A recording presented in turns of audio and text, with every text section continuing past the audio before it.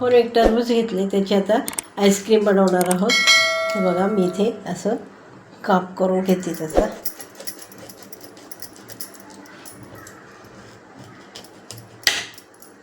आणि हे आतून सगळं असं काढून घेते. असं मी याच्यातलं सर्व गर काढून टाकलं बघा. हे बघा याच्यात पातेल्यामध्ये. आता तो मिक्सरमध्ये वाटून घेते. मिक्सरचे भांडे टाकून वाटून घेते. इथे मी 1.5 कप दूध उकळायला ठेवले.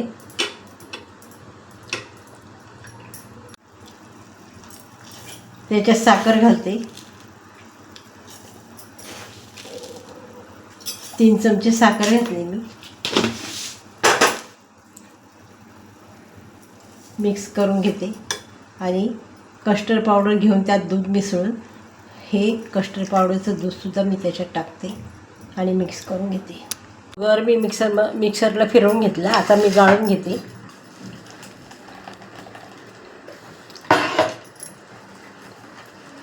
आता बियांचा राहिलेला भाग हा उरला इथे. आता मी फेकून देते तो. दूध आपलं चांगलं घट्टसर झालं आहे. आता याच्यामध्ये हे बघा, हे वाटलेलं मी याच्यात टाकते आणि मिक्स करून घेते. याच्यामध्ये मी बदामाचे काप आणि पिस्त्याचे काप टाकते आणि मिक्स करून घेते. थंड झालं की मी ह्याच्यामध्ये टरबूजमध्ये भरून टाकते. आईस्क्रीमचे बॅटर थंड झाले. आता मी याच्यात ओतून घेते. टरबूजमध्ये ओतून घेतले. आता मी त्याच्यावर हे झाकण काढलेलं आहे, म्हणजे कापलेलं, हे लावून घेते आणि वरतून आयलंड फॉईल लावून 8 ते 9 तास फ्रीझरमध्ये ठेवते. टरबूज आईस्क्रीम सेट करायला फ्रीझरमध्ये ठेवली होती, ती मी आता काढून घेतली. आता त्याचे काप करते.